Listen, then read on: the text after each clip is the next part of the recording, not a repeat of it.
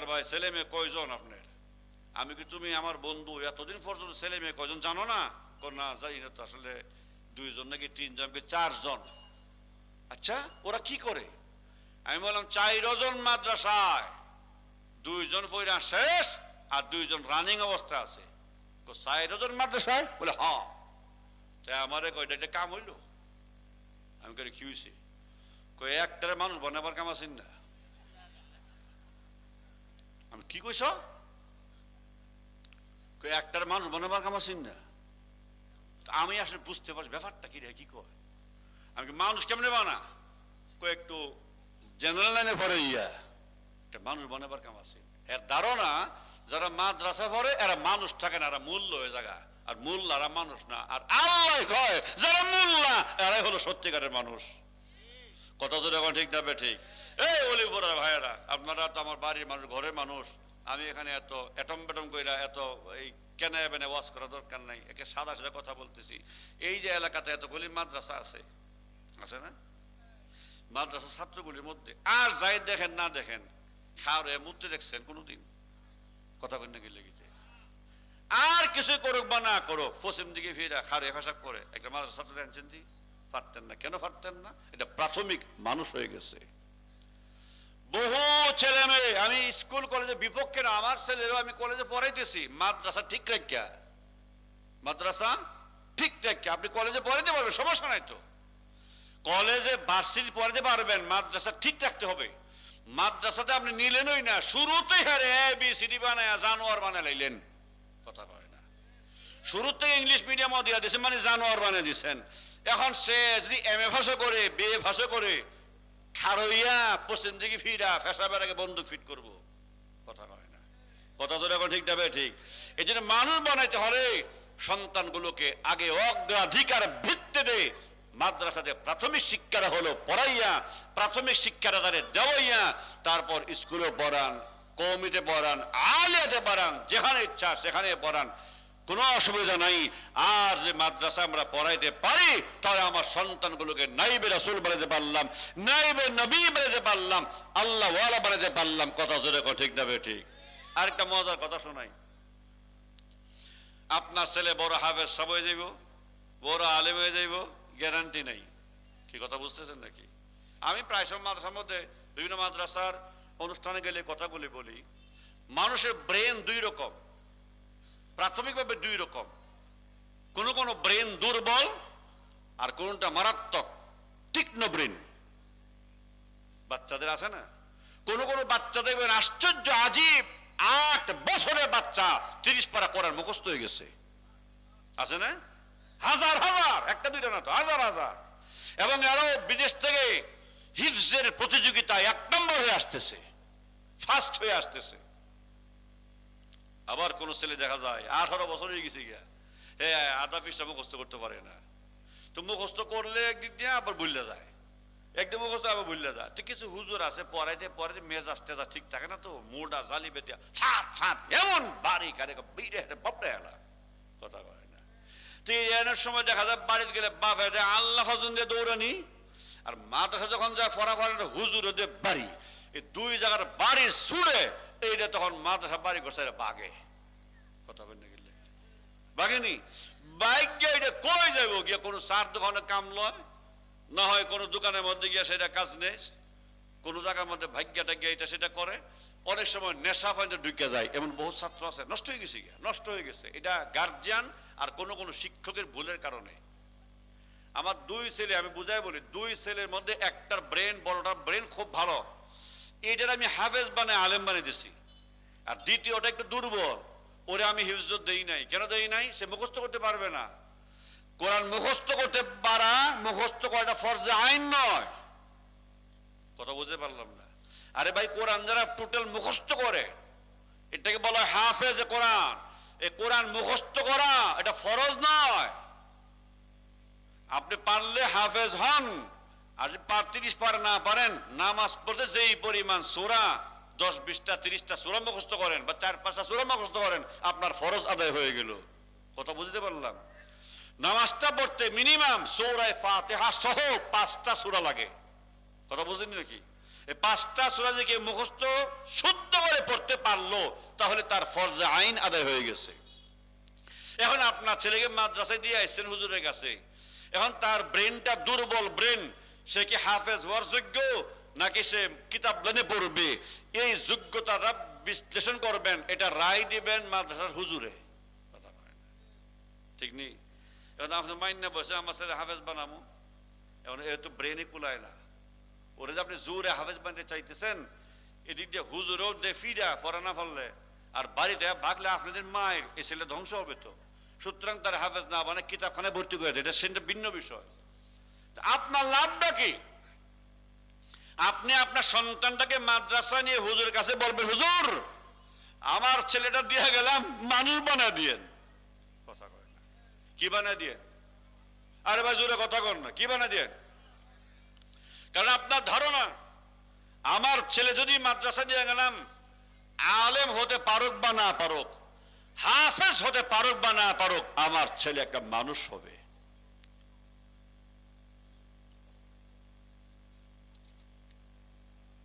হুজুরে করে কি, ছেলে মেয়েগুলোকে মাদ্রাসা দিয়ে আসার পর হুজুরা প্রথমে তারে ওযু শেখায়, কেউ কি শেখায়, এরপরে কি শেখায় জানেন? সামনে বসাই, আমরা পড়াই তো, আমি তো 2টা মাদ্রাসা চালাই। আউযু বিল্লাহি মিনাশ শাইতানির রাজীম, বিসমিল্লাহির রহমানির রহিম। আউযু বিল্লাহ পড়াইলো, বিসমিল্লাহ পড়াইলো, কালিমায়ে তাইয়্যিবা লা ইলাহা ইল্লাল্লাহু মুহাম্মাদুর রাসূলুল্লাহ, কালিমার অর্থ শেখাইলো আল্লাহ ছাড়া আর কোনো মাবুদ নাই, হযরত মুহাম্মদ সাল্লাল্লাহু আলাইহি ওয়াসাল্লাম আল্লাহ পাকের শেষ রাসূল, এতটুকুন পড়াইলো।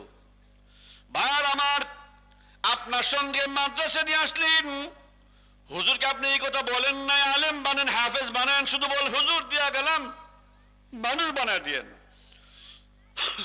হুজুর আপনার সন্তানটাকে ওযু শিখাইলেন, আউযু বিল্লাহ শিখাইলেন, বিসমিল্লাহির রহমানির রহিম শিখাইলেন। আল্লাহ না করুন ওই দিন রাতের বেলা আপনার ইন্তেকাল হয়ে গেছে, আপনি মারা গেছেন, অ্যাক্সিডেন্টে হোক আর স্ট্রোক করে হোক, যে কোনো কারণে আপনি মারা গেছেন, আপনার লাশটারি গোসল করাইয়া কাফন পরাইয়া জানাজা দিয়ে আপনার লাশটারে কবরে নামাইবার আগে আগেই আল্লাহর কোরআন যায় আপনার মাথার পাশে বসে থাকবে। আযাবে ফেরেশতা আপনারে আযাব দেওয়ার জন্য ডাকতে যাবে, কোরআন ডাকবে, ও আযাবে ফেরেশতা আনা কালামুল্লাহ, আমি হইলাম আল্লাহর কালাম। এই লোকটা যদিও পাপিষ্ঠ ছিল, যদিও গুনাহগার ছিল, তার সন্তানটাকে কোরআন শিখাইবার জন্য আল্লাহর কালামের হাফেজ আলেম বানাবার নিয়ত করিয়া মাদ্রাসার মধ্যে উস্তাদের কাছে ভর্তি করে দিয়েছি। আর এই সন্তান উস্তাদের সামনে বসে বসে পড়তেছে বিসমিল্লাহির রহমানির রহিম, আল্লাহকে রহমান বলে ডাকতেছে, রহিম বলে ডাকতেছে। আল্লাহ আমি কোরআনকে পাঠিয়ে দিয়েছে, আমি কোরআন জিন্দা থাকতে, আমি কোরআন বেঁচে থাকতে আল্লাহর বান্দার কবরের মধ্যে আযাব হইতে আমি দেব না। এই জন্য মুসলমান ভাইয়েরা বন্ধুরা, দুনিয়াতে যাই করতে পারি বা না পারি, সন্তানগুলো কি কোরআন শিখে তারপরে কবরে যাব, আল্লাহ এবং রসুলকে চিনাইয়া আল্লাহ এবং রসুল আনুগত্য শিখে তারপরে কবরে যাব। সবাই রাজি আছে না ইনশাআল্লাহ? একটু জোরে কথা, রাজি আছে না ইনশাআল্লাহ?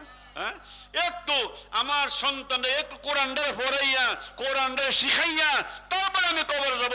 দুনিয়ার শিক্ষায় শিক্ষিত করেন, কোনো বাধা নাই, কোনো অসুবিধা নাই। স্কুলে পড়া হারাম না, স্কুলেও পড়াইবেন, হাই স্কুলেও পড়াইবেন, কলেজেও পড়াইবেন, ভার্সিটির পড়াইবেন, সব পড়াইবেন, কিন্তু কোরআন শেখাতে হবে। কথা বল ঠিক না বে ঠিক? আমি নামটা ভুলে গেছি, আমাদের ভৈরবে এক ডাক্তার আছে, তবলিগের 3 চিল্লা সাথী, এত লম্বা দাড়ি, মাথার মধ্যে সুন্দর টুপি, জুব্বা পরে। আমার সাথে গত বছর সম্ভবত এর আগের বছর হজে উমরা সফরত সাক্ষাৎ হয়েছিল। দেখলে বুঝবেন না, মনে হইব যে উনি একজন আমির সাহেব, নাহলে মনে হইব একজন মৌলানা সাহেব, নাহলে মনে হইব একজন মুফতি সাহেব, অথচ তিনি একজন MBBS শিশু বিশেষজ্ঞ ডাক্তার। কেমনে হয়েছে, কিভাবে হয়েছে? ডাক্তার হলেই কি মাদ্রাসায় পড়লে কি ডাক্তার হওয়া যায় না? মাদ্রাসায় পড়লে কি ইঞ্জিনিয়ার হওয়া যায় না? সব হওয়া যায়, সব করা যায়, কিন্তু দুঃখের বিষয় হলো আজকালকে আমরা মাদ্রাসা শিক্ষাটাকে গুরুত্বহীন মনে করতেছি, গুরুত্ব দেই না। মনে করি মাদ্রাসায় পড়লে ব্যাগ করব, মাদ্রাসায় পড়লে ভাত খাইতো না, মাদ্রাসায় পড়লে ভাত খাইতো না, এই কথার দিন শেষ। বরং মাদ্রাসায় পড়লে ভাত খাইতো না। কেন খাইতো না? ভালো ভালো খাওয়া, পোলাও কোরমা খাইয়া, দামি দামি ফল খাইয়া হের পেট বেড়ে থাকে, ভাত খাওয়ার টাইম নেই তো। মোটা ভাত খাইতে গেলে লাগি কথা তো এখন ঠিক না ঠিক, মোটা ভাত খাইবার টাইম নাই তো। 28-29 সালে ভাত খাওয়ার টাইম নাই। ও ভাই, খাওয়া তো বড় কথা না। আমাদের তবলিগের মুরব্বী জুবায়ের সাহেব একটা কথা বলছিলেন যে ভাই মাদ্রাসায় বললে তো ভাত পায় না। তাই আমি বলি ভাই, আমি তো দুনিয়াতে ভাত খাওয়ার জন্য আসি নাই। আমার খাবার তো দুনিয়াতে না, আমার আসল খাবার তো আল্লাহ তাআলা জান্নাতে রেডি করে রেখে দিয়েছেন। একটু জোরে বলেন না সুবহানাল্লাহ। আম্মা আয়েশা রাদিয়াল্লাহু তাআলা একদিন তাকায় দেখে সরকারে দো আলম বিশ্বনবী সাল্লাল্লাহু আলাইহি সাল্লাম শায়িত অবস্থার মধ্যে নবী পাক সাল্লাল্লাহু আলাইহি সাল্লাম একবার ডান দিকে কাঁথন, আবার বাম দিকে কাঁথন, আবার ডান দিকে, আবার বাম দিকে। রাসূল আয়েশা ডাক দিয়া, রাসূলুল্লাহ আপনার শরীরে কোনো বীজ ব্যথা নাকি? বলে কেন? বলে আপনি ঘুমাইবার জন্য শুইলেন, অথচ আপনি না ঘুমাইয়া একবার ডানে আবার বামে ঘোরাঘুরি করতেছেন, তার কারণটা কি? নবী ডাক দেখ, আয়েশা গো, গত রাত্রেও খাই নাই, এর আগের দিনও খাই নাই, আজকে 2 দিন যাবত আমার পেটে কোনো খাবার নাই, ক্ষুধার্ত পেট নিয়ে আমি শুয়ে আছি, আমার কষ্ট হচ্ছে, এই জন্য একবার ডানে আবার বামে গড়াগড়ি করতেছি। সম্ভব হলে আমাকে একটু পানি দাও, একটু পানি পান করলে আমার ক্ষুধার জ্বালাটা একটু কমে যেতে পারে। আয়েশা রাদিয়াল্লাহু আনহা রাসূলের সামনে পানি পেশ করলেন, নবী পাক সাল্লাল্লাহু আলাইহি ওয়াসাল্লাম পানি পান করলেন। পানি পান করার পরে তাকায় দেখেন আয়েশা রাদিয়াল্লাহু আনহা চোখ দিয়ে গড়গড় করে পানি পড়তেছে। হযরত আয়েশা কাঁদতেছেন। নবীজি বললেন, আয়েশা আমি যেমন ক্ষুধার্ত তুমিও তো ক্ষুধার্ত, মনে হয় তোমার পেটে ক্ষুধা বেশি, এই জন্য কাঁদতেছো। আয়েশা কয়, ইয়া রাসূলুল্লাহ ক্ষুধার কারণে কান্দি না। বলে কান্দো কেন? বলে হুজুর কান্দি, দুনিয়ার বেঈমান কাফেররা কত ভালো ভালো খাবার খায়, কত দামি বিছানা মধ্যে ঘুমায়, কত আরামের বিল্ডিং এ ঘুমায়, অথচ রহমতে আলম বিশ্ব নবী, আল্লাহর পরে যেই নবীর মর্যাদা, ওই নবীর পেটে খাবার নাই। এই দুঃখে আমি আয়েশার চোখ দিয়ে পানি বের হয়ে গেছে। রাসূল ডাক দিয়ে, আয়েশা গো কেঁদো না, ইমানদাররা দুনিয়াতে খাবারের জন্য আসে নাই, ইমানদারের জন্য আসল খাবার আল্লাহ তাআলা জান্নাতে রেডি করে রেখে দিয়েছেন। জোরে কন্না সুবহানাল্লাহ। তাহলে খাবো দুনিয়াতে না জান্নাতে? কথা কয় না, ভয় পাইতেছেন না? খাবো দুনিয়াতে না জান্নাতে? জান্নাতে। তো দুনিয়াতে খাবো না বলে হ্যাঁ খাবো। দুনিয়ায় খাবো কিসের জন্যে? বেঁচে থাকার জন্যে। বলেন দুনিয়ায় থাকবো কিসের জন্যে? বেঁচে থাকা, বাঁচবার লাগে আমি খাইতেছি, বেঁচে থাকার জন্যে। আর বেঁচে থাকবো কিসের জন্যে? আমার আল্লাহর গোলামি করার জন্যে, আমার আল্লাহর ইবাদত করার জন্যে। জোরে বলে কথা ঠিক না ঠিক? ও ভাই, আমার আসল পরিচয় বলে গেলে হবে না। আমি হলাম আল্লাহর গোলাম। আমরা সবাই গোলাম কার? জোরে বলে গোলাম কার? আচ্ছা, আমি এখানে অলিপুর আইছি, ভৈরব থেকে আসছি, আমার বাসা ভৈরবে। আমার আসার একটা উদ্দেশ্য আছে না? উদ্দেশ্য কি? মাগরিবের পরে ওয়াজ করতাম। জোরে কর, মাগরিবের পরে। এটা হলো আমার মূল উদ্দেশ্য। ফাঁকে দিয়ে একটু চা খাইলাম, ফাঁকে দিয়ে মাগরিবের নামাজটা বললাম, ফাঁকে দিয়ে একটু পান খাইলাম। এটা হইল গিয়ে আনুষাঙ্গিক মূল কাজটা আমার ওয়াজ করা।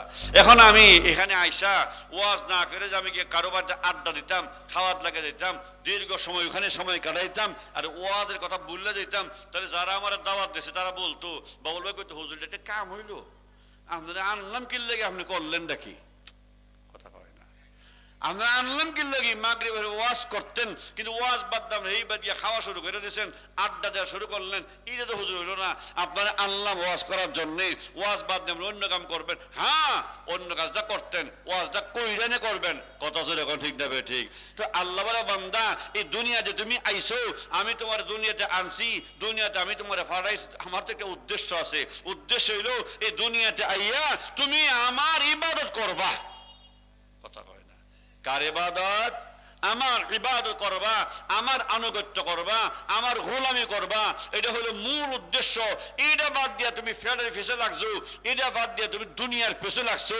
আরে বান্দা, আমার উদ্দেশ্য ছিল মা খালাকতুল জিন্না ওয়াল ইনসা ইল্লা লিয়াবুদুন। একটু জোরে কোন আল্লাহু আকবার বলেন। আমার উদ্দেশ্য, আমাদের সকলের আসল মাকসাদ কি? দুনিয়া না ইবাদত? জোরে কোন কি? ইবাদত। ইবাদতটা কি? না, সহজে শিখাই দেয়। ইবাদত হলো কোন হুকুম ছাড়ব না, কোন নিষেধ করব না। বলেন, কোন হুকুম ছাড়তাম না। আল্লাহ যত হুকুম দিয়েছেন, কোন হুকুম আদেশগুলি ছাড়ব না, নিষেধগুলি করব না। জোরে কর না, আদেশগুলি, কথা কয় না তো, আদেশগুলি আর নিষেধগুলি করতাম না। নামাজ পড়া নিষেধ না আদেশ? সাইরা দেব। রোজা রাখা, জোরে কর, রোজা নিষেধ না আদেশ? হজ, জিকির, গাঞ্জা আদেশ হই? ওই যে আদেশ বলে, আদেশ হই। ইয়াবা, বাবা, মদ, জুয়া, চুরি, মাইন্সের হক মাইরা দেওয়া, আওলা টানে বাইলডা।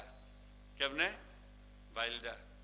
এখানে আছে রে 1020 লাগে বাল নিজ গানে 20,000 আনছে। হে 1 মাস 2 মাস 6 মাসে টাকা দেয় না। যেই মতো চাইছে, তোর মতো অভদ্র খাট আসতো অলি ঘুরা নাই। এই দেশটা গেছিলাম গা, টাকা খুঁজে রাইছ 6টা মাস হয়েছে, তুই কি হয়েছে? এরপরে হ্যাঁ ডরে আর খুঁজে ওই না, কথা কয় না। কেন আছে না নাই? এটা কি আদেশ না নিষেধ? কামাই যদি যেমনে ভরে এমনি কামাও, নাকি হালাল হারাম আছে নাকি নাই? আরে ভাই, আমার কথা বুঝেননি? আমি একটা কথা বয়ান প্রায় সময় করি, বালতি কানা। বালতি, অলিপুরা বাজারে দুধ ওঠে না, এই দুধের মধ্যে গৃহস্থের দুধ বালতি বইরা লইয়া যায়। এরপরে সুঙ্গা দামাইপা বেছে, একবার বালতি নিছে 8 সের দুধ লয়ে গেছে, মানে 8 লিটার। আধা ঘন্টা পরে দেখে বালতি আছে ঠিক, ওই দুধ নাই। দুধ গেল কই? আলগি দিয়ে দেখে নিচে ছিদ্র, ওই কানা দিয়া টেবে টেবে ফরতে দুধ আর নাই। ভাইরা বলেন, এটা কি দুধের দোষ না বালতির দোষ? বালতির দোষ, বালতি কানা। আপনি যে হাওলা দেন না, দোকান বাকি খাইয়া আর দেন না, আপনার বালতি কানা। আচ্ছা ঠিক আছে, আগে দিয়ে দিছি। আলহামদুলিল্লাহ, মাশাআল্লাহ। ভাই মুস্তাক ফয়জি সাহেব চলে আসছেন, সবাই বলে আলহামদুলিল্লাহ। আজকের প্রধান বক্তা মুস্তাক ফয়জি, যার ওয়াজ আপনি কয় ঘন্টা, এটা কোনো টাইম টুইম নাই, কথা বুঝেন নাই? আমরা এই রেল লাইন দিয়া যে গাড়ি যা, 3 জাতের গাড়ি যা, একটা হচ্ছে ইন্টারসিটি, আরেকটা হচ্ছে লোকাল, আরেকটা হচ্ছে মাল গাড়ি। কথা কয় না, কি গাড়ি? মাল গাড়ি। চিটাগাং সারে এটা চলতে থাকে, ঠিক না বে? ঠিক জাগা মতো কমলাপুর গিয়া তারপর শেষ। এর আগের ইঞ্জিন বদলানি নাই। আর একটা ইন্টারসিটি, আর একটা লোকাল। আমি হয়েছি গিয়ে লোকাল, বুঝেন নাই? মাগরিব থেকে শুরু করছি, এসার টাইম আজান হইব, আমার টাইমও শেষ। আমি লোকাল, আমি বিদায়। এরপরে ইনশাল্লাহ আমরা আর মুস্তাক ফয়জি বিশ্বাস, অত্যন্ত মনের মানুষ, প্রিয় মানুষ, মহব্বতের মানুষ, যার ওয়াজের মধ্যে হাসিও আছে, কান্না আছে, যার ওয়াজ শুনে মানুষ হাঁটতে হাসতে একেবারে অস্থির, আবার কানতে কানতে বেহুশ। আলহামদুলিল্লাহ, অনেক মজার বয়ান করেন, অনেক প্রিয় মানুষ। নোয়াখালীর আঞ্চলিক ভাষায় তিনি বয়ান বেশিরভাগ করেন, তো উনি চলে আসছেন। সবাই জোরে বলি মারহাবা, আর একটু জোরে এখন মারহাবা। তো আমি যে কথাটা বলতেছিলাম, আমার কথাও প্রায় শেষ। সেটা না, আগের হেরা কইব, আগের তে ভালো করে ফরন লাগবো, নতুন যারা করছে হেরা কইব ভালো করে না ফেলে মাছ জমতো না। দুজনে বালা করতে করতে লাভ আমরার, কথা কয় না, লাভ কার? লাভ আমরার। মাদ্রাসা যত বাড়বে ততই লেখাপড়ার মান বাড়বে, তালিমের মান বাড়বে, ছেলেমেয়ের শিক্ষার মান বাড়বে।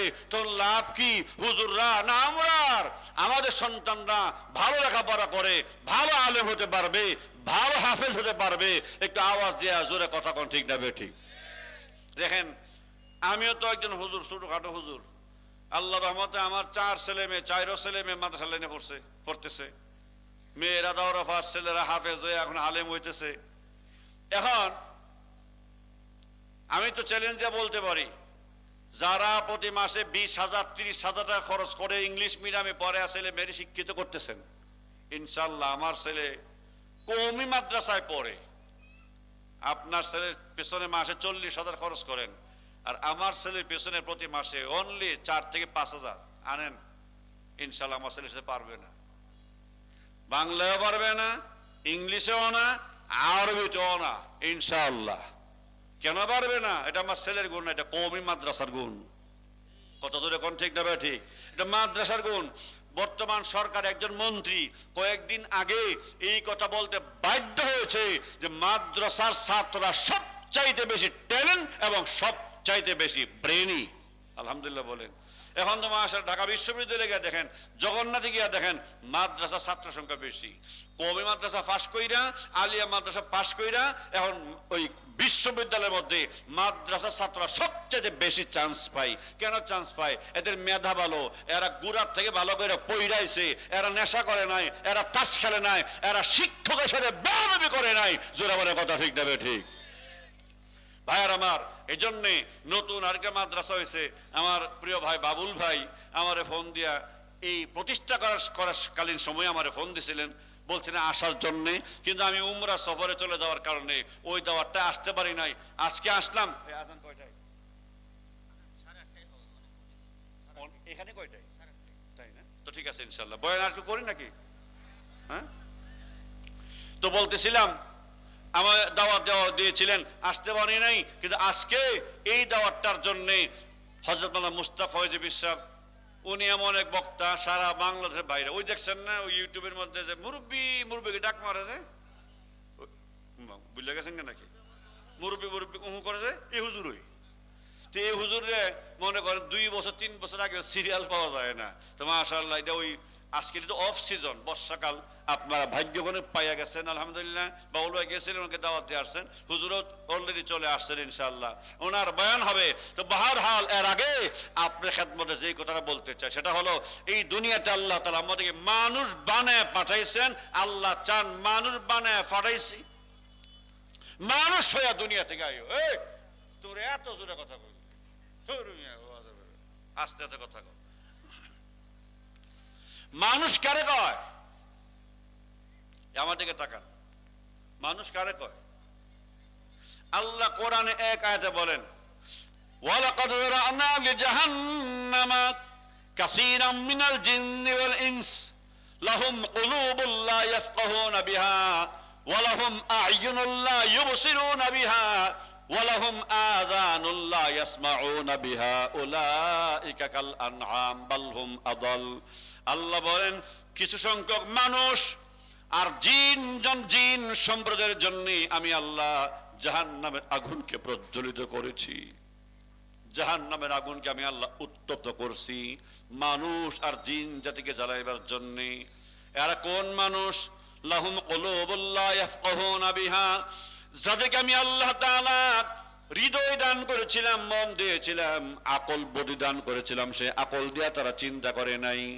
ওয়ালাহুম আ'য়ুনুন লা ইউবসিরুনা বিহা, চোখ দিছিলাম দেখার জন্য, কিন্তু চোখ দিয়া দেখে নাই। ওয়ালাহুম আযানুন লা ইয়াসমাউনা বিহা, এদেরকে আমি আল্লাহ তাআলা কান দিয়েছিলাম, কান দিয়া শুনে নাই। ওরে ওলি পড়া মুসলমান ভাইয়েরা, বলেন তো আপনারা যারা আজকের মাহফিলে হাজির হয়েছেন, আপনাদের যেমন 2টা চোখ আছে, 2টা কান আছে, ওলি পড়া বাজারে বসে বসে যারা আড্ডা দিচ্ছে, তাদের চোখ আর কান আছে নাকি নাই? কথা কন নাকি লাগে? হ্যাঁ নাই মনে লাগে, দেখ কাইতারে না, আছে না? আপনার যেমন 2টা চোখ আছে, তাদেরও আছে, কিন্তু তারা আসে না। তার কারণ হইল ভালো কথা শুনতে মন চায় না। কথা কন না কেন? ভালো জিনিস দেখতে মন চায় না। আল্লাহ বলে, বান্দা চোখ দিছিলাম ঠিকই, চোখ দিয়া দেখস নাই, কান দিছিলাম ঠিকই, কান দিয়া তোরা শুনস নাই। এই জন্য আমি আল্লাহ তোদেরকে জাহান্নামে নিক্ষিপ্ত করব। এরা কারা? এরা কারা? আল্লাহ বলে, উলাইকা কাল আনআম, এরা চতুষ্পদ জানোয়ারের মতো, চতুষ্পদ জন্তুর মতো, গরু ছাগলের মতো। এটা কই আল্লাহ কই কাল আনআম বাল হুম আদাল, শুধু জানোয়ার না, আরো খারাপ, আরো নিকৃষ্ট। জোরে কও নাউযুবিল্লাহ। একটা উদাহরণ দিলে আপনার শহরে বুঝবেন। আমরা বেগনাবা ছিলেন তো, হ্যাঁ, নদীর পারে না, নদীর পার একটা চর আছে, চরটা এখন ভেঙে গেছে। চরটার নাম হচ্ছে 20 নম্বর। চরটার নাম কি? এই 20 নম্বর চরের মধ্যে আগে আমরা দেখতাম, আমরা ছোট থাকতে, কি ধরেন 20-30 বছর আগে প্রচুর বাদাম হইতো, এখনো হয়। তো আমরা বাপ চাচারা ওই বাদাম শিয়ালের আক্রমণ থেকে রক্ষা করার জন্য রাতের বেলা ডেরা বাইন্দা ওই ডেরার ভিতরে ঘুমাইতো। আর টিন বেঁধে রাখতো, একটু ফরে ফরে ডক্কর ডক্কর করতো, যাতে টিনের ডুমুর জুমুর আওয়াজ শুনে শিয়াল দৌড়ায়। তো কোনো কারণে যদি শিয়ালে বাদাম খাইতো, চুরি করতো, তাহলে দেখবেন যে খেতার এক কোনা, জমিনের এক কোনার মধ্যে কিছু বাদাম খেত তুইলা লয়ে গেছে গিয়া শিয়ালে। কথা বুঝেন নাই? কিছু বাদাম শিয়ালে নিয়ে গা। মাঝে মধ্যে দেখা যায় আস্তা খেতই নাই। কেন নাই? এটা শিয়ালের না, মাইন্ডসে চুরি করছে। অর্থাৎ শিয়াল যেদিন খায় কিছু রাখে গৃহস্থের লাগে, আর মানুষরা যেদিন খায় একটাও রাখে না, সাফ করে লয়ে জায়গা। আর আরো সহজ করে রাখই, আপনাদের এলাকায় কলা খেত আছে নি? এই কলা গাছের মধ্যে যখন কলা ধরে, কলা বাদুর কলা চুরি করে খায়। দেখবেন 2-4টা কলা বাদুর চুরি করে খায়। আর মানুষ চোরাই যেদিন লুপ করে, দাউডা লইয়া ঘুরিতে ফুজদা লইয়া জায়গা। এবার আপনারাই ফতোয়া দেন, কলা বাদুর বড় চোর না মানুষ বড় চোর? কথা বল না দিতে। আরে কলা বাদুর বড় চোর না মানুষ বড় চোর? বাদাম খেতে যে চুরি করে, শিয়ালেও চুরি করে, মানুষও চুরি করে, বরং শিয়াল বড় চোর না মানুষ বড় চোর? মানুষে নিলে সব লয়ে জায়গা, শিয়ালে নিলে কিছু নেই, কিছু রাখে। এই জন্য আল্লাহ কয় কাল আনআম, খালি আনাম না, চতুষ্পদ জানোয়ার না, বালহুম আদাল, তোর এর চাইতে আরো বেশি খারাপ। জোরে কও নাউযুবিল্লাহ। ভাইরা বন্ধুরা, আরেকটা বাস হয়ে বোঝায়, ওরে ভাই এই এলাকার মধ্যে কুকুর আসেনি? কথা কয় না? কুত্তা গাঞ্জা খায়, হ্যাঁ বিড়ি খায়? কুত্তা গাঞ্জা খায় না, বিড়িও খায় না, সিগারেটও খায় না, কিন্তু এরপরে কুকুরটা নিকৃষ্ট। তুই মানুষ হইয়া গাঞ্জার কলকি টানো আর হেডম দেহ আমার চিনুসনি? তুমি কে? আল্লাহ কে তুমি কুত্তার চেয়েও খারাপ। কত জোরে কোন ঠিক দেবে? ঠিক কে? রাগ করছেন আমার কথায়? কুত্তা গাঞ্জা খায় না, ওরে ভাই শুকর গাঁজা খায় না, তুমি মানুষে গাঞ্জা খাও, ইয়াবা খাও, বাবা খাও। আল্লাহ বলে বান্দা তোর আমি আল্লাহ সুন্দর ব্রেন দিয়েছিলাম, চোখ দান করেছিলাম, এই বডির আমি আল্লাহ তাআলা দিয়েছিলাম, নেশা কইরা তো শরীরটারে দেহটারে নষ্ট করছস, ধ্বংস করছস, এই ক্ষমতা তো তোর নাই। এই দেহটা আমি আল্লাহ তাআলা তোরে দান করেছিলাম আমানত হিসাবে, সুস্থ দেহ আমি আল্লাহ তোরে দিয়েছি, সুস্থ মস্তিষ্ক দিয়েছি। এইটারে তুই গাঞ্জা গুঞ্জা খাইয়া, মদ টদ খাইয়া, ইয়াবা বাবা খাইয়া তুই ধ্বংস করছস। তুই তো মানুষ না, তুই তো মানুষ না, তুই তো জানোয়ার। শুধু জানোয়ার না, জানোয়ার আছে আরো নিকৃষ্ট। বলে আল্লাহ তাই মানুষ কেমন হইতাম চায়? আল্লাহকে মানুষ যদি হতে চাও কোরআনের কাছে আসো। সুবহানাল্লাহ বলেন। মানুষ যদি হতে চাও কোথায় আসো? কোরআনের কাছে আসো। আর রহমান আল্লামাল কোরআন খলাকাল ইনসান আল্লামাহুল বায়ান। কথা লম্বা হবে না, শর্টকাট করে বুঝায় দেয়। কোরআনের কাছে গেলে কি হইব? কয়েক কোটি হইতো। কথা বল না কেন? আমাদের সঞ্জীবের হযরত রহমতুল্লাহ আলাইহি, আমি হযরত বয়াত ছিলাম, হুজুর ইন্তেকালের পরে অনেকে বলে যদি সঞ্জীবের হুজুর বাচ্চা থাকতো তাহলে হুজুরের মুরিদান সর মনে তার বেশি হইতো। এরকম কয় না? অমক মাস্টার সাহেব যে আরো বেঁচে থাকতেন আর 2টা বছর হায়াত পাইতেন, এই করতো। যদি অমক এতদিন বেঁচে থাকতেন তাহলে ঢাকা থেকে বাড়ি করতে পারতো। ভাইয়ারা বন্ধুরা, মানুষের মৃত্যুর পরে কেউ এই কথা কয় না। এই লোকটা দুনিয়া থেকে চলে যাওয়ার পরে কেউ সবাই এই কথা আফসোস করে, আর 2টা বছর পাইলে, আর 1টা বছর পাইলে, আর 10টা বছর পাইলে। অথচ আমার আল্লাহ তাআলা আমার প্রিয় নবী সাল্লাল্লাহু আলাইহি সাল্লামকে মাত্র হায়াত দান করেছিলেন 63 বছর। যারা বলেন কত বছর? 63 বছর হায়াত দান করেছিলেন। নবীজির ইন্তেকালের পরে আজ পর্যন্ত কেউ এই কথা বলে না, আরে আমরা নবী যদি আর 1টা বছর হায়াত পাইতো, কেউ এই কথা কয় না। কেন কয় না? গোটা দুনিয়ার মধ্যে আজ পর্যন্ত যত নবী রাসূল পয়গম্বর দুনিয়াতে আগমন করেছেন, যত মানুষ দুনিয়াতে আগমন করেছেন, কিয়ামত পর্যন্ত আসবেন, সকল মানুষ মিলিয়া যা করেছে 63 বছরে আমার নবী, বিশ্ব নবী একা এর চাইতে বেশি করেছে। নবীজির বেলা কোনো আফসোস নাই। আল্লাহ তাআলা যে হায়াত আমার নবীর দান করেছিলেন, হায়াত দিয়া দুনিয়া থেকে নিয়ে গেছেন, এবং আল্লাহ তাআলা ঘোষণা করে দিয়েছেন নবীজি আল ইয়াউমা আকমালতু লাকুম দীনাকুম, আজকের দিন আমি আল্লাহ তাআলা আপনার মাধ্যমে আমার দ্বীনকে আমি আল্লাহ পরিপূর্ণ ঘোষণা করলাম, আমার দ্বীনকে আমি আল্লাহ পাক পরিপূর্ণতা ঘোষণা দান করলাম। মুসলমান ভাইয়েরা বন্ধুরা, বিদায় হজের সময় নবীজি সাল্লাল্লাহু আলাইহি সাল্লাম আরাফার ময়দানে লক্ষাধিক সাহাবায়ে কেরামের সামনে দাঁড়াইয়া নবী ঘোষণা করে, ও সাহাবীরা তোমরা জবাব দাও, আল্লাহ তাআলা আমাকে যে দায়িত্ব দিয়ে দুনিয়াতে পাঠিয়েছেন, প্রেরণ করেছেন, আমি কি আমার দায়িত্ব পরিপূর্ণ আদায় করতে পেরেছি নাকি? সব সাহাবীরা ডাক দেয়, ইয়া রাসূলুল্লাহ, অবশ্যই আপনি আপনার দায়িত্ব পুরাপুরি আদায় করেছেন, বলেন সুবহানাল্লাহ। নবীজি কাইন্দা দিয়েছেন, আসমানের দিকে তাকায়া ডাক দেখে, আল্লাহ ফাশহাদ, আল্লাহ তুমি সাক্ষী থাকো, লক্ষ লক্ষ সাহাবী সাক্ষী দিচ্ছে আমি তোমার দেওয়া দায়িত্ব, তোমার আমানত পুরাপুরি আমি আমার উম্মতের কাছে পৌঁছে দিয়েছি। এই জন্য ভাইরা বন্ধুরা, আমাদের নবীজি সাল্লাল্লাহু আলাইহি ওয়াসাল্লাম সম্পর্কে কবি শেখ সাদি রাহমাতুল্লাহ আলাইহি বড় সুন্দর কবিতা গেয়েছেন, বালাগাল উলা বিকামালিহি, পড়েন না সবাই, বালাগাল উলা বিকামালিহি। নবীজি আপনার পরিপূর্ণতা, আপনার কামালিয়া সর্বোচ্চ শিখরে পৌঁছে গেছে। কেউ এই কথা কয় না নবীর অমুক কাজটা বাকি রয়ে গেছে। আমার আপনার নবীর যত কাজ আছে আল্লাহ রাব্বুল আমিন নবীর দিয়ে আল্লাহ পাক সব কাজ করে দিয়েছেন, করে আনিয়েছেন।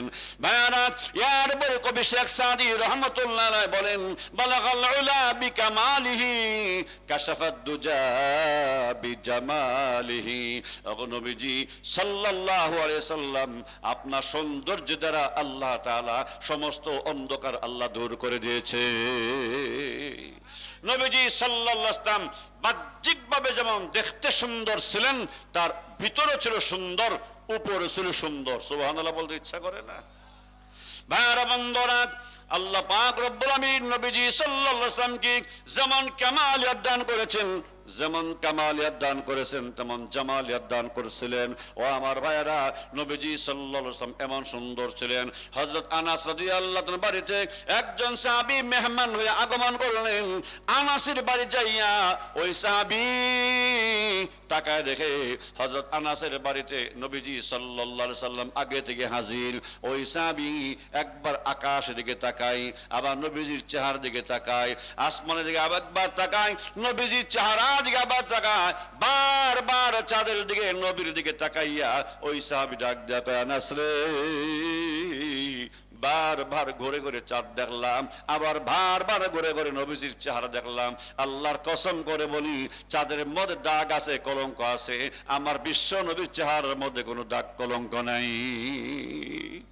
ও আমার ভাইয়ারা, এমন জামালিয়াত আল্লাহ পাক তার নবীকে দান করেছে, দুনিয়ার দুশমন পর্যন্ত, দুনিয়ার কাফির বেঈমানরা, নবীজির জানের দুশমন যারা ছিল, তারাও যখন নবীর সামনে হাজির হইতো, নবীজি সাল্লাল্লাহু আলাইহি ওয়াসাল্লামের চেহারা দিকে তাকাইয়া এক বাক্যে ঘোষণা করত, ও দুনিয়ার মানুষেরা, এমন চেহারার মানুষ কোনোদিন মিথ্যা নবী হতে পারে না, এই লোক কোনোদিন মিথ্যা দাবী নবী হতে পারে না, অবশ্যই তিনি সত্য নবী। আমরা পড়লাম লা ইলাহা ইল্লাল্লাহু মুহাম্মাদুর রাসূলুল্লাহ, জোরে বলেন সাল্লাল্লাহু আলাইহি ওয়াসাল্লাম। ও আমার ভাইয়ারা, আমাদের নবী অন্যান্য নবীরা শুধু এলাকার নবী ছিলেন, কেউ ছিলেন একটা দেশের নবী, কেউ ছিলেন কোন এলাকার নবী, কেউ ছিলেন কোন অঞ্চলের নবী, আর আমাদের নবী হলেন বিশ্ব নবী। জোরে বলেন সুবহানাল্লাহ। সকল নবীরা ছিলেন মানুষের নবী, আর আমাদের নবী হলেন সমস্ত মাখলুকাতের নবী। ভাইরা বন্ধুরা, নবীজি সাল্লাল্লাহু আলাইহি সাল্লাম দাঁড়িয়ে আছেন, হঠাৎ করে একটা উট নবীজির সামনে এসে থরথর করে কাঁপতেছে। উটটা বড় দুর্বল ছিল। নবীজি সাল্লাল্লাহু আলাইহি সাল্লাম উটের পিঠের মধ্যে হাত বোলালেন, আদর করলেন। কিছুক্ষণ পরে উটের মালিককে ডেকে আনলেন, এটি বললেন, তুমি এই উটের মালিক তুমি নাকি? বলে হ্যাঁ। আল্লাহ নবী ডাক দিয়ে বলে, রে ভাই, তুমি যেমন একটা প্রাণী, উটটা একটা প্রাণী, তোমার যেমন ক্ষুধা লাগে তারও ক্ষুধা লাগে। কথা বুঝতেছেন? তোমার উট আমার কাছে বিচার দিয়েছে, তুমি তারে খাওয়াও কম, কাজ করাও বেশি। সুবহানাল্লাহ বলতে ইচ্ছা করে না? উট আমার কাছে বিচার দিছে, তুমি তারে খাওয়াও কম, কাজ দাও বেশি, অর্থাৎ কাজের তুলনায় খাবার কম দাও, তোমার কাছে সে কোনো টাকা পয়সা বেতন চাই না। ও ভাই, এই যে আপনি গরু বাছুর দিয়ে হাল চাষ করেন, আমরা তো গরু দিয়া বাছুর দিয়া বা সার দিয়া হাল চাষ করি, বেতন কত বুঝেন নাই? খালি খাউনটা কি পেটটা বেড়ে খাউন, এরা খাওয়াইলে খুশি। ও মানুষ, এই গরু ছাগলকে আমি আল্লাহ তোমার জন্য বাধ্য করে দিলাম, ওরে খালি খাওয়াইবা, আর সে জান তোর মেহনত করে তোমার কাজ করবে, তোমার গোলামি করবে। নবী পাক সাল্লাল্লাহু আলাইহি ওয়াসাল্লাম ওদের মালিক রে ভাই, খাবার কম দাও, কাজ বেশি করাও। লোকটা ডাক দেয়া কয়, আপনি বুঝলেন কেমনি? নবীজি বলেন, আমি যেমন মানুষেরও নবী, উটেরও নবী। এই লোক ডাক দেন, নবী গো সত্য কথা বলেছেন, আর দেরি করা যায় না, আমি আপনি যে সত্য নবী আমি বিশ্বাস করলাম, আমি কালিমা বলে এই মুহূর্তে মুসলমান হয়ে গেলাম। বলেন আল্লাহু আকবার। মদিনার বাহির একদিন নবীজি গেলেন, মদিনার বাহির এলাকার মধ্যে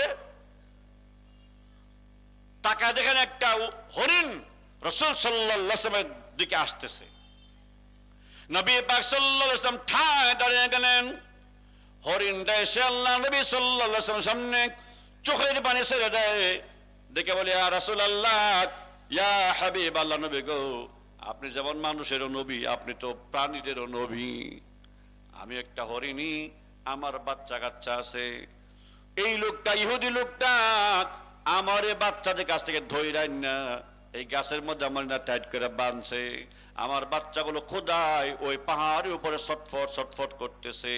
আমি তাদেরকে দুধ পান করলে এদের তৃপ্তি তৃষ্ণা নিবারণ হবে, এদের পেট ভরবে, উদর পড়তে হবে। এখন নবীজি, এই লোকটা তো পাষণ্ড, বাচ্চাগুলোকে এতিম বানাইয়া আমি মা হরিণকে বেঁধে ফেলেছে। নবীজি সাল্লাল্লাহু আলাইহি সাল্লাম দরদের নবী, দয়ার নবী, মায়ার নবী, ইহুদির কাছে ডেকে আনলেন, বললেন, এই হরিণ আমার কাছে বিচার দিচ্ছে, তুমি নাকি তারে বাচ্চাদের কাছ থেকে ধইরে না আটকে রাখছো, বান্ধা রাখছো? বলে, হ্যাঁ, আমি বড় কষ্ট করে হরিণটারে ধরছি। নবীজি বলে, না তারে ছেড়ে দাও। বলে, না আপনার কথা ছাড়তে পারবো না, একটা হরিণ এটা বড় কম দামি জিনিস না, বড় দামি একটা প্রাণী, বড় কষ্ট কইরা মেহনত কইরা আমি ধরছি, সারা সম্ভব না। রাসূল সাল্লাল্লাহু আলাইহি ওয়াসাল্লাম বলে, ইহুদি রে, হরিণটারে ছেড়ে দে, এই হরিণ বাচ্চাদেরকে দুধ পান করাইয়া তারপরে আবার তোমার কাছে চলে আসবে। ইহুদি কই, আপনি কইলেই গো, আপনি কইলেই গো, প্রাণী কি তার কথা শোনে? প্রাণী কি কোনো কথা রাখে? নবীজি বললেন, যতক্ষণ এই হরিণ না, ইয়া রাসূলুল্লাহ, ইয়া হাবিবাল্লাহ, ওগো নবীজি, যারা ধনী মানুষ, যারা টাকাওয়ালা পয়সাওয়ালা, এরা তো নেকি দিয়ে আমাদের থেকে অনেক আগে চলে গেছে। বলে, কিভাবে? বলে, হুজুর, তারা নামাজও পড়ে, রোজাও রাখে, তাসবিহাতও পড়ে, কত আমল তারা করে, তারা তো লক্ষ লক্ষ টাকা দান খয়রাত করতে পারে, তারা তো বছরে বারবার উমরা করে, হজ করতে পারে। আমরা গরিব মানুষ কিছুই করতে পারি না। ওগো নবীজি, আমরা ধনী লোকের সমান নাকি কেমন করে অর্জন করব?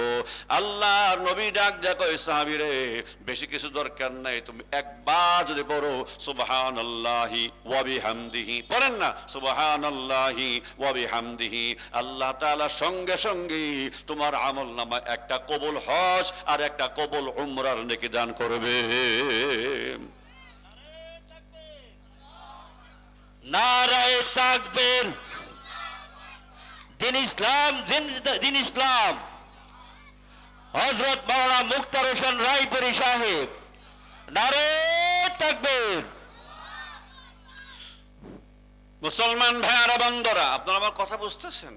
তাকবীর দরকার নাই, মাওলানা তাকবীর দিও না। তো একটা আমল বললাম, মাগরিবের পরে 1 মিনিট থেকে 1.5 মিনিট সময় লাগবে। সুবহানাল্লাহ, সুবহানাল্লাহ, সুবহানাল্লাহ, সুবহানাল্লাহ, সময় কম লাগবে না? 2 নম্বর, নবী পাক সাল্লাল্লাহু আলাইহি সাল্লাম বলেন, ওয়া মান হামিদাল্লাহ মিআতান বিল গাদাতি ওয়া বিল আশিয়্যি কানা কামান গাযা মিআত গাজওয়া। নবীজি বলেন আমার উম্মত কেউ যদি মাগরিব ফজরের নামাজের পরে আবার মাগরিবের নামাজের পরে 100 বার আলহামদুলিল্লাহ আলহামদুলিল্লাহ পাঠ করে, আল্লাহ নবী সাল্লাল্লাহু আলাইহি সাল্লাম বলেন কানা কামান গাযা মিআত গাজওয়া, 100টা যুদ্ধের ময়দানে যাইয়া বেঈমান কাফিরদের বিরুদ্ধে 100টা যুদ্ধ করলে যেই পরিমাণ নেকি, ওই পরিমাণ নেকি আল্লাহ তোমার আমলনামা দান করে দিবে। ভাইরা বন্ধুরা, শুধু তাই না, ইয়ার পরে নবী পাক সাল্লাল্লাহু আলাইহি সাল্লাম বলেন ওয়ামান হাল্লাল্লাহু মিআতান বিল গাদাতি ওয়া মিআতান বিল আশিয়্যি, আল্লাহর কোন বান্দা যদি 100 বার পড়ে লা ইলাহা ইল্লাল্লাহ, পড়েন না সবাই লা ইলাহা ইল্লাল্লাহ, দিলটা নরম করে কথা শোনেন, হয়তোবা আজকের এই কথা আমার জীবনের শেষ কথা হয়ে যেতে পারে, আপনার জীবনের শেষ কথা হয়ে যেতে পারে।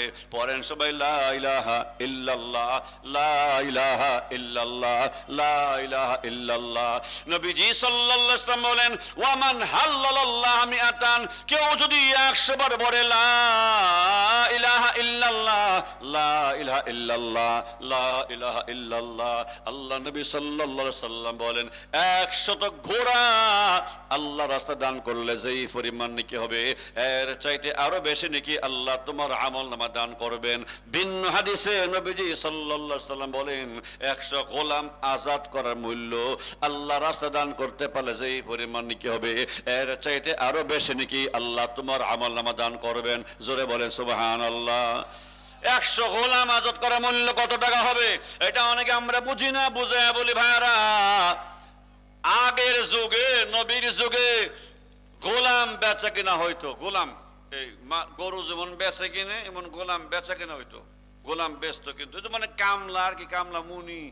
তা আমরা তো শুধু কামলা হইলে গিয়ে একদিনের জন্য 1 মাসের জন্য কামলা আনি, আর আগে হইলে একবারে কিনা লইতো সারা জীবন গোলামি।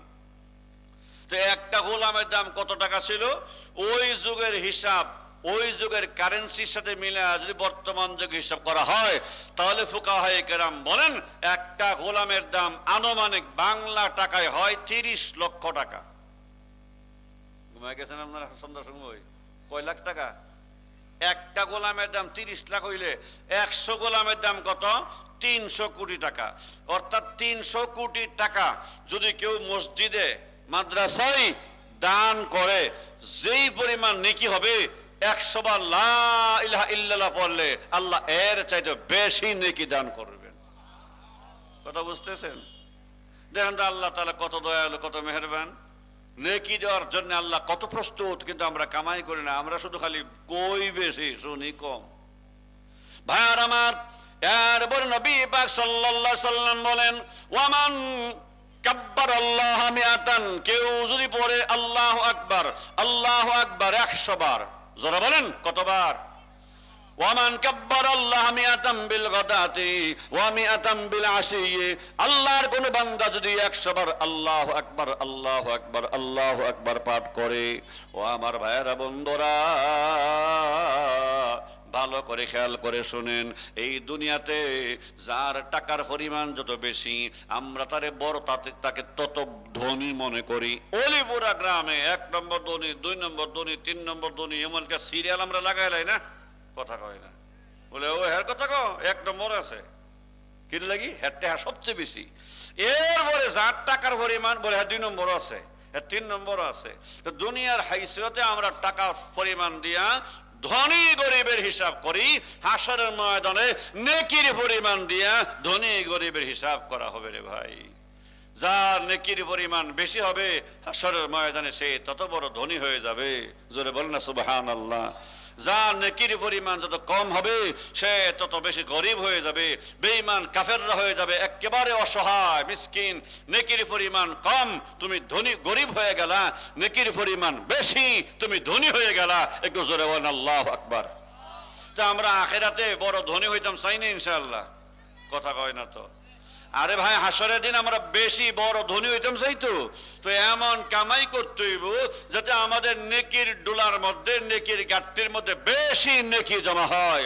আল্লাহর নবী সাল্লাল্লাহু আলাইহি ওয়াসাল্লাম বলেন, ওয়ামান কাব্বারাল্লাহ মিআতাম বিল গাদাতি ওয়া মিআতাম বিল আশিয়্যি, আল্লাহর কোন বান্দা যদি 100 বার আল্লাহু আকবার আল্লাহু আকবার পাঠ করে, আল্লাহ রাব্বুল আমিন তার আমলনামায় এত বেশি পরিমাণ নেকি দান করবেন, ওই দিন সারা দুনিয়াতে যত বান্দা বান্দি যত অনেক আমল করেছে এর মধ্যে সবার চাইতে বেশি নেকি যার হবে, আল্লাহ পাক তার চাইতে আরো বেশি নেকি আল্লাহ তোমারে দান করবে। আজকে কি বার? সোমবার গেছে না? আজকে সোমবারে সারা পৃথিবীতে আমিও কিছু আমল করছি, হুজুরও করছেন, এ হুজুর করছেন, আপনারা করছেন, সবাই সমান সমান না বেশ কম আছে? কথা কয় না। আমল কেউ সমান সমান করছি? কেউ বেশি করছি, কেউ কম করছি।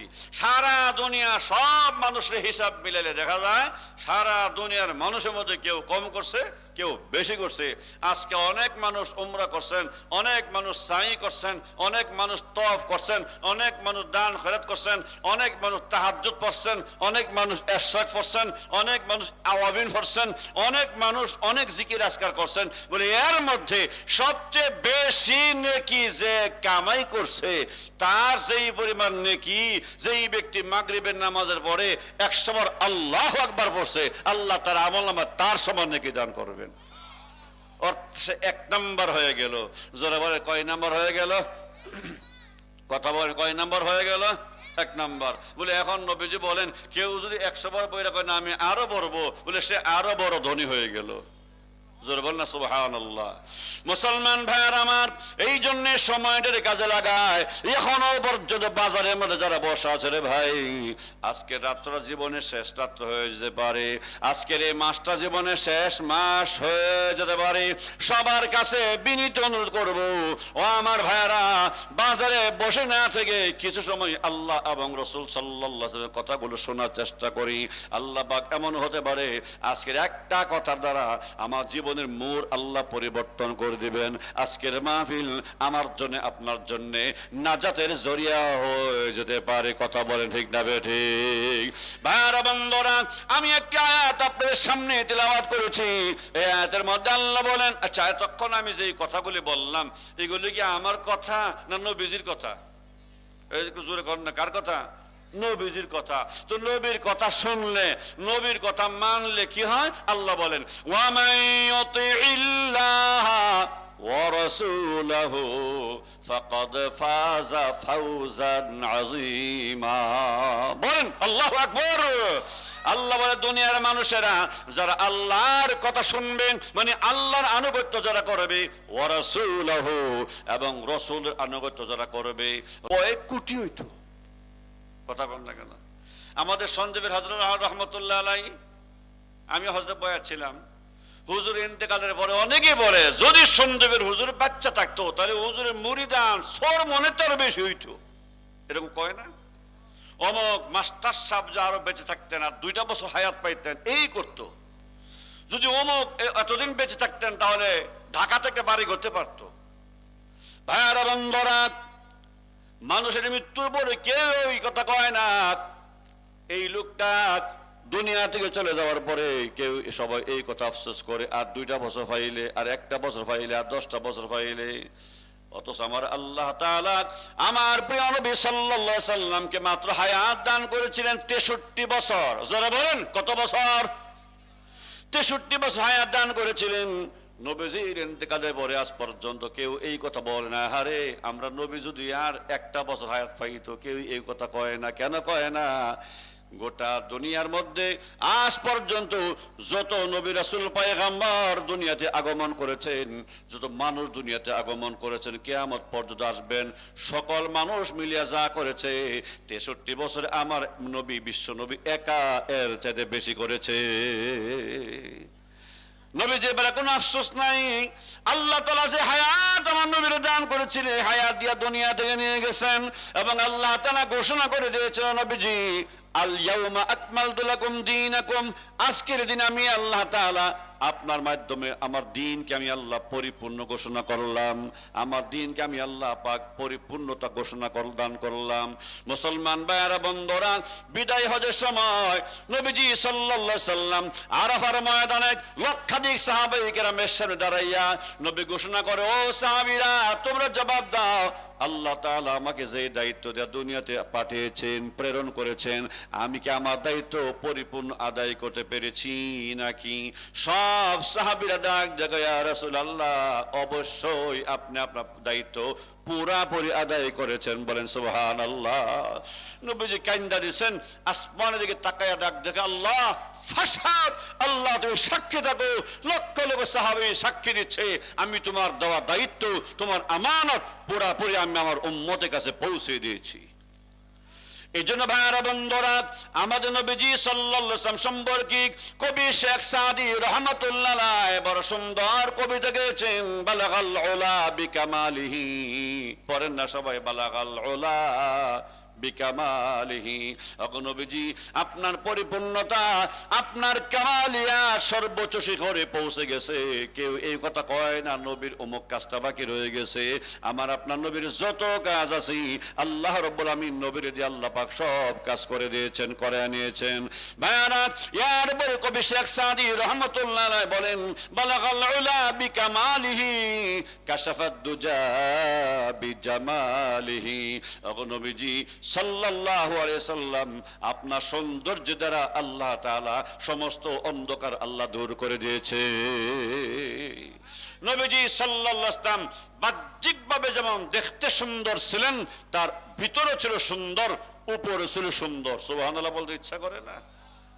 ভাইরা বন্ধুরা, আল্লাহ পাক রব্বুল আমিন নবীজি সাল্লাল্লাহু আলাইহি ওয়াসাল্লামকে যেমন কামালিয়াত দান করেছেন, যেমন কামালিয়াত দান করেছেন তেমন জামালিয়াত দান করেছিলেন। ও আমার ভাইয়েরা, নবীজি সাল্লাল্লাহু আলাইহি ওয়াসাল্লাম এমন সুন্দর ছিলেন। হযরত আনাস রাদিয়াল্লাহু তাআলার বাড়িতে একজন সাহাবী মেহমান হয়ে আগমন করলেন। আনাসের বাড়ি যাইয়া ওই সাহাবী তাকায় দেখে হযরত আনাসের বাড়িতে নবীজি সাল্লাল্লাহু আলাইহি ওয়াসাল্লাম আগে থেকে হাজির। ওই সাহাবী একবার আকাশের দিকে তাকায়, আবার নবীজির চেহারার দিকে তাকায়, আসমানের দিকে আবার একবার তাকায়, নবীজির চেহারা দিকে আবার তাকায়, বারবার চাঁদের দিকে নবীর দিকে তাকাইয়া ওই সাহাবী ডাক দেয়া কয়, আনাস রে, বারবার ঘুরে ঘুরে চাঁদ দেখলাম, আবার বারবার ঘুরে ঘুরে নবীজির চেহারা দেখলাম। আল্লাহর কসম করে বলি, চাঁদের মধ্যে দাগ আছে, কলঙ্ক আছে, আমার বিশ্ব নবীর চেহারার মধ্যে কোনো দাগ কলঙ্ক নাই। ও আমার ভাইয়েরা, এমন জামালিয়াত আল্লাহ পাক তার নবীকে দান করেছে, দুনিয়ার দুশমন পর্যন্ত, দুনিয়ার কাফির বেঈমানরা, নবীজির জানের দুশমন যারা ছিল তারাও যখন নবীর সামনে হাজির হইতো, নবীজি সাল্লাল্লাহু আলাইহি ওয়াসাল্লামের চেহারা দিকে তাকাইয়া এক বাক্যে ঘোষণা করত, ও দুনিয়ার মানুষেরা, এমন চেহারার মানুষ কোনোদিন মিথ্যা নবী হতে পারে না, এই লোক কোনোদিন মিথ্যা দাবি নবী হতে পারে না, অবশ্যই তিনি সত্য নবী। আমরা পড়লাম লা ইলাহা ইল্লাল্লাহু মুহাম্মাদুর রাসূলুল্লাহ, জোরে পড়েন সাল্লাল্লাহু আলাইহি ওয়াসাল্লাম। ও আমার ভাইয়েরা, আমাদের নবী অন্যান্য নবীরা শুধু এলাকার নবী ছিলেন, কেউ ছিলেন একটা দেশের নবী, কেউ ছিলেন কোন এলাকার নবী, কেউ ছিলেন কোন অঞ্চলের নবী, আর আমাদের নবী হলেন বিশ্ব নবী। জোরে বলেন সুবহানাল্লাহ। সকল নবীরা ছিলেন মানুষের নবী, আর আমাদের নবী হলেন সমস্ত মাখলুকাতের নবী। ভাইরা বন্ধুরা, নবীজি সাল্লাল্লাহু আলাইহি ওয়াসাল্লাম দাঁড়িয়ে আছেন, হঠাৎ করে একটা উট নবীজির সামনে এসে থরথর করে কাঁপতেছে। উটটা বড় দুর্বল ছিল। নবীজি সাল্লাল্লাহু আলাইহি সাল্লাম উটের পিঠের মধ্যে হাত বোলালেন, আদর করলেন। কিছুক্ষণ পরে উটের মালিককে ডেকে আনলেন, এটা বললেন, তুমি এই উটের মালিক তুমি নাকি? বলে হ্যাঁ। আল্লাহ নবী ডাক দিয়ে বলে, রে ভাই, তুমি যেমন একটা প্রাণী, উটটা একটা প্রাণী, তোমার যেমন ক্ষুধা লাগে তারও ক্ষুধা লাগে। কথা বুঝতেছেন? তোমার উট আমার কাছে বিচার দিয়েছে, তুমি তারে খাওয়াও কম, কাজ করাও বেশি। সুবহানাল্লাহ বলতে ইচ্ছা করে না? উট আমার কাছে বিচার দিছে, তুমি তারে খাওয়াও কম, কাজ দাও বেশি, অর্থাৎ কাজের তুলনায় খাবার কম দাও, তোমার কাছে সে কোনো টাকা পয়সা বেতন চাই না। ও ভাই, এই যে আপনি গরু বাছুর দিয়ে হাল চাষ করেন, আমরা যে গরু দিয়া বাছুর দিয়া বা সার দিয়া হাল চাষ করি, বেতন কত বুঝেন নাই? খালি খাউনটা কি পেটটা বেড়ে খাউন, এরা খাওয়াইলে খুশি। ও মানুষ, এই গরু ছাগলকে আমি আল্লাহ তোমার জন্য বাধ্য করে দিলাম, ওরে খালি খাওয়াইবা, আর সে জান তোর মেহনত করে তোমার কাজ করবে, তোমার গোলামি করবে। নবী পাক সাল্লাল্লাহু আলাইহি ওয়াসাল্লাম ওদের মালিক রে ভাই, খাবার কম দাও, কাজ বেশি করাও।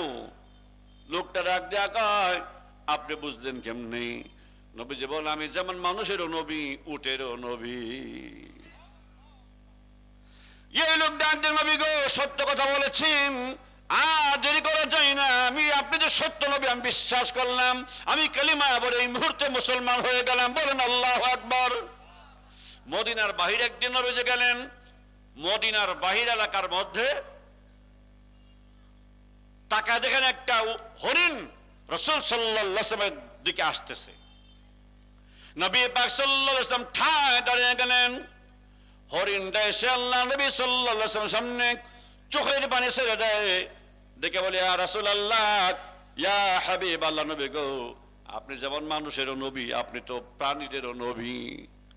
আমি একটা হরিণী, আমার বাচ্চা কাচ্চা আছে। এই লোকটা, ইহুদি লোকটা, আমার বাচ্চাদের কাছ থেকে ধইরাই না, এই গাছের মধ্যে আমার না টাইট করে বাঁধছে। আমার বাচ্চাগুলো খোদায় ওই পাহাড়ের উপরে ছটফট ছটফট করতেছে। আমি তাদেরকে দুধ পান করলে এদের তৃপ্তি তৃষ্ণা নিবারণ হবে, এদের পেট ভরবে, উদর পড়তে হবে। নবীজি, এই লোকটা তো পাষণ্ড, বাচ্চাগুলোকে এতিম বানাইয়া আমি মা হরিণকে বেঁধে ফেলেছে। নবীজি সাল্লাল্লাহু আলাইহি সাল্লাম, দরদের নবী, দয়ার নবী, মায়ার নবী, ইহুদের কাছে ডেকে আনলেন, বললেন, এই হরিণ আমার কাছে বিচার দিচ্ছে, তুমি নাকি তারে বাচ্চাদের কাছ থেকে ধইরাই না আটকে রাখছো, বান্ধা রাখছো। বলে, হ্যাঁ, আমি বড় কষ্ট করে হরিণটারে ধরছি। নবীজি বলে, না, তারে ছেড়ে দাও। বললেন, হ্যাঁ, আপনার কথা ছাড়তে পারবো না, একটা হরিণ, এটা বড় কম দামি জিনিস না, বড় দামি একটা প্রাণী, বড় কষ্ট কইরা মেহনত কইরা আমি ধরছি, সারা সম্ভব না। রাসূল সাল্লাল্লাহু আলাইহি ওয়াসাল্লাম বলে, ইহুদি রে, হরিণটারে ছেড়ে দে। এই হরিণ বাচ্চাদেরকে দুধ পান করাইয়া তারপরে আবার তোমার কাছে চলে আসবে। ইহুদি কই, আপনি কইলেইব, আপনি কইলেইব। প্রাণী কি তার কথা শোনে? প্রাণী কি কোনো কথা রাখে? নবীজি বললেন, যতক্ষণ এই হরিণ না সময় মাগরিবের নামাজের পরক্ষণে আমাদেরকে একটি দ্বীনি মজলিসে, এই বাচ্চারা কথা কেউ না, চুপ বসো, একদম চুপচাপ বসো, কথা কেউ না, সোজা হয়ে বসো, সোজা হয়ে, এই বাবা, এই তো মাশাআল্লাহ হয়েছে, এভাবে বসো। আল্লাহ আমাদেরকে বসার তৌফিক দিয়েছেন, এজন্য সকলে দিল থেকে শুকরগুজারি করি, আলহামদুলিল্লাহ। আমি মাগরিবের নামাজ আপনাদের বাজার মসজিদে আদায় করেছি। নামাজের পরে আমি নিজেও ঘোষণা করেছি যে ইনশাআল্লাহ আজকের মাহফিলে যিনি প্রধান বক্তা হযরত মাওলানা মুস্তাক ফয়েজি পীর সাহেব, তিনি কাছাকাছি চলে আসছেন, আর তিনি দাওয়াত রাখার সময় এই শর্তে দাওয়াত রাখছেন যে এশার সাথে সাথে তার বয়ান।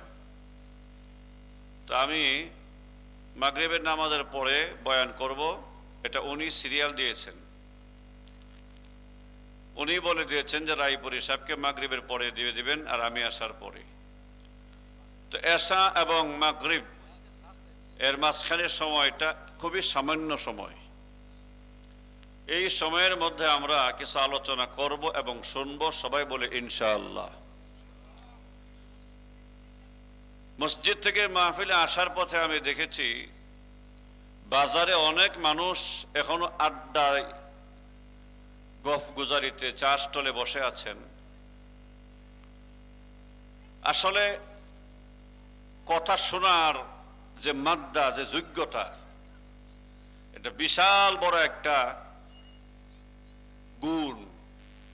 আমরা কথা বলি বেশি, শুনি কম। কথা কোন ঠিক না ঠিক? কইন না বেশি, শুনুন না কম। এজন্য আল্লাহ সুবহানাহু ওয়া তাআলা আমাদেরকে কথা বলার জন্য জিহ্বা দিয়েছেন একটা, আর কান দুইটা। বলেন তো কান কয়টা? এটা কি আড্ডা দেহ লাগবো? কান কয়টা আর মুখ কয়টা? কান দিয়া কি আমরা বলি না শুনি? এক কান দিলে তো শোনা যাইতো, আল্লাহ দুই কান দিলেন কেন? ইচ্ছা করলে আল্লাহ তাআলা এক কান দিতে পারতেন, কিন্তু কান দিছেন দুইটা, জবান দিছেন একটা। আল্লাহ বুঝাইতে চায় কথা বলো কম, শোনো বেশি। ঠিক কেনা জোরে বলেন? 2 নাম্বার কান হইল কথা বলার আগে ভাবো। বলেন, কথা বলার আগে কি যে কইতাছ এটা ভাববা কও। কথা কইয়া তারপর ভাববো না, আগে কথা বলো, তারপরে আগে ভাবো, তারপরে বলো। আমরা আগে বলি তারপরে ভাবি। অনেক সময় দেখা যায় ভুল কথা বলার কারণে আমাকে অনুতপ্ত হতে হয়, ক্ষমা চাইতে হয়, মাফ চাইতে হয়। যদি আমি ওই কথাটা বলবার আগে ভেবে নিতাম যে আমার কথাটা বলাটা ঠিক হবে কিনা, তাহলে হয়তো আমার এই ক্ষমা চাওয়ার দরকার হইতো না। জিহ্বাটা একেবারে ছোট্ট একটা বস্তু, কিন্তু তার পাওয়ার বড় মারাত্মক। এক হাদিসে রাসূল সাল্লাল্লাহু আলাইহি সাল্লাম বলেন, এই জবানটা দিয়া কেউ যদি একবার শুধু পড়ে নেয় লা ইলাহা ইল্লাল্লাহ মুহাম্মাদুর রাসূলুল্লাহ সাল্লাল্লাহু আলাইহি সাল্লাম, এই জবানটা খরচ করে একবার ইয়াকিনের সাথে, ইখলাসের সাথে একবার যদি কেউ পড়ে, 80 বছরের কাটটা কাফের হয়ে থাকলেও আল্লাহ পাক তার জীবনের সমস্ত গুনাহ মাফ করে দিবেন। অথচ এই কথাটা বলতে আমার বেশি সময় লাগে নাই, শক্তি খরচ করতে হয় নাই, শুধু বললাম লা ইলাহা ইল্লাল্লাহ মুহাম্মাদুর রাসূলুল্লাহ, জীবনে গুনাহ আল্লাহ সব মাফ করে দিয়েছেন। শুধু তাই নয়, আল্লাহর হাবিব বিশ্বনবী মুহাম্মাদুর রাসূলুল্লাহ সাল্লাল্লাহু আলাইহি সাল্লাম বলেন, এই জমিনের মধ্যে যদি কোনো ব্যক্তি লা ইলাহা ইল্লাল্লাহ পড়ে, কালেমা পড়ে, একজন ফেরেশতা এই কালেমাটা লইয়া আসমানের দিকে রওনা হয়ে যায়। ওই ফেরেশতা যখন আকাশের দিকে রওনা হয়ে যায়, আসমান থেকে আরেকজন ফেরেশতা জমিনের দিকে আসতে থাকে। রাস্তার মধ্যে 2 ফেরেশতা সাক্ষাৎ হয়ে যায়। একজন আরেকজনকে বলে, তুমি কই যাও? উপরে ফেরেশতা বলে, জমিনের যে লোকটা কালিমা পড়েছে, ওই লোকটার ক্ষমার সুসংবাদ দেওয়ার জন্য আমি আল্লাহর পক্ষ থেকে জমিনের মধ্যে যাইতেছি। নিচের ফেরেশতা ডাক দেয়া কয়, আল্লাহর জমিনের মধ্যে যেই বান্দা কালিমা পড়েছে, এই কালিমার আমলটা লইয়া আমি আল্লাহ পাকের দরবারে যাচ্ছি। উপরে ফেরেশতা ডাক দেয়া কয়, তুমি আর যাওয়ার দরকার নাই। এই কালিমা পড়ার সাথে সাথে আল্লাহ রাব্বুল আমিন জানিয়ে দিয়েছেন, ফেরেশতা রে, যা আমার বান্দার কাছে যা, আমার বান্দার কাছে যাইয়া সংবাদটা জানায় দে, এই কালিমা পড়ার কারণে আমি আল্লাহ তাআলা তার জীবনের সমস্ত গুনাহ মাফ করে দিয়েছি। জোরে বলেন সুবহানাল্লাহ। মুসলমান ভাইয়ের আমার, জবানটা একেবারে ছোট, কিন্তু এই জবানে পাওয়ার বড় মারাত্মক, এই জবানের শক্তি বড় মারাত্মক। লক্ষ্য করে দেখুন, একজন মানুষ যখন বিবাহ করে, বেশি কথা বলার দরকার নাই। কাজী সাহেব আসেন, 2 জন সাক্ষী আছেন, 2 জন সাক্ষীর সামনে, কাজীর সামনে, হুজুরের সামনে লোকটা যখন বলে আল্লাহর নামে আমি কবুল করলাম, শুধু বিসমিল্লাহ কবুল, একজন মহিলা তার জন্য সারা জীবনের জন্য হালাল হয়ে গেছে। ঠিক কিনা জোরে বলেন? একবার কবুল বলার দ্বারা যে মেয়ে লোকটাকে আপনার দেখাও জায়েজ নাই, ধরাও জায়েজ নাই, ছোঁয়াও জায়েজ নাই, কথা বলাও জায়েজ নাই, এই মেয়ে লোকটা আপনার জন্য হালাল হয়ে গেছে, সে আপনার স্ত্রী হয়ে গেল। তার সারা অঙ্গ আল্লাহ তাআলা আপনার জন্য হালাল করে দিয়েছেন একটা মাত্র শব্দের কারণে। ওই শব্দটার নাম হলো কবুল। জোরে কোন কথা ঠিক না বেঠিক? আমি তোমারে কবুল করলাম, এতটুকুন বলার দ্বারা হয়ে গেল। মুসলমান ভাইয়েরা বন্ধুরা, হাতুড়ি দরকার নাই, লোহা ডান্ডা দরকার নাই, পিস্তল আর বন্দুকের দরকার নাই, শুধুমাত্র জবান দিয়ে আপনি 3টা কথা তালাক নামক 3টা শব্দ বের করলেন, ওই স্ত্রীটা আপনার জন্য হারাম হয়ে গেল, জনমের জন্য হারাম হয়ে গেল। এই জবান বড় পাওয়ারফুল, এই জবানের পাওয়ার বড় মারাত্মক। এই মুখ দিয়ে আমি যা কিছু বলবো, আল্লাহ রাব্বুল আলামিন বলে, বান্দা তোমার সারা দিনের কথাগুলো রেকর্ড করা হয়, আমল নামা রেকর্ড করা হয়। কিয়ামতের ময়দানে তোমার আমল নামা ওজন দেওয়া হবে। সেদিন দেখা যাবে তোমার কথা যদি সুন্দর কথা হয়, ভালো কথা হয়, এই ভালো কথাগুলো কিয়ামতের ময়দানে তোমার নেকির পাল্লার ওজন ভারী করে আমি আল্লাহ তোমার জান্নাতে পৌঁছায় দেব। মা ইয়ালফিজু লাদাইহিম, আল্লাহ তাআলা বলে, বান্দা তোমার মুখ দিয়ে এমন কোন কথা নাই যে এই কথা রেকর্ড হয় না। মাগরিবের নামাজটা পড়লাম, মাগরিবের নামাজের পরে তাড়াহুড়া করে চার স্টলে চলে যায়, আড্ডা দেওয়া শুরু করে দেয়, টেলিভিশন দেখা শুরু করে দিলাম। মুসলমান ভাইয়ের আমার, বেশি সময় দরকার নাই, 5টা মিনিট আপনি মসজিদের মধ্যে বসে থাকেন, 10টা মিনিট মসজিদের মধ্যে বসে থাকেন। 10টা মিনিট মসজিদের মধ্যে বসিয়া আপনি বেশি না 100 বার সুবহানাল্লাহ বলেন। সুবহানাল্লাহ, সুবহানাল্লাহ, সুবহানাল্লাহ, সুবহানাল্লাহ। আল্লাহ নবী সাল্লাল্লাহু আলাইহি সাল্লাম বলেন, মান সাব্বাহাল্লাহ মিআতাম বিল গাদাতি ওয়া মিআতাম বিল আশিয়্যি কানা কামান হাজ্জা মিআত হাজ্জাতিন। আল্লাহর কোন বান্দা যদি মাগরিবের নামাজের পরে 100 বার সুবহানাল্লাহ পড়ে, আল্লাহ রাব্বুল আমিন ওই লোকটার আমলনামার মধ্যে সঙ্গে সঙ্গে 100টা কবুল হজের সওয়াব দান করে দিবে। আরেকটু জোরে কন্যা সুবহানাল্লাহ। ভাইরা বন্ধুরা, সহিহ হাদিস, তুমি বলেন মান সাব্বাহাল্লাহ, কেউ যদি বলে সুবহানাল্লাহ, জোরে বলেন সুবহানাল্লাহ, সুবহানাল্লাহ। কেউ যদি 100 বার সুবহানাল্লাহ বলে, মান সাব্বাহাল্লাহ মিআতান, মিআতান মানে 100 বার, 100 বার কেউ যদি মাগরিবের নামাজের পরে সুবহানাল্লাহ বলে, মান সাব্বাহাল্লাহ মিআতান বিল গাদাতি ওয়া বিল আশিয়্যি, আবার ফজরের নামাজের পরে 100 বার সুবহানাল্লাহ পড়ে, ফজরের পরে 100 বার, মাগরিবের পরে 100 বার, হাইটা হাইটা পড়েন, বসে বসে পড়েন, শুয়ে আসে পড়েন, যেমনি পারেন আপনি এমনি পড়েন সুবহানাল্লাহ, সুবহানাল্লাহ। 100 বার যদি পড়েন, নবীজি সাল্লাল্লাহু আলাইহি সাল্লাম বলেন, আল্লাহ সুবহানাহু ওয়া তাআলা আপনার আমল নামায় সাথে সাথে 100টা হজের নেকি দান করবে। ওরে মুসলমান ভাই, গরিব সাহাবী নবীজি দরবারে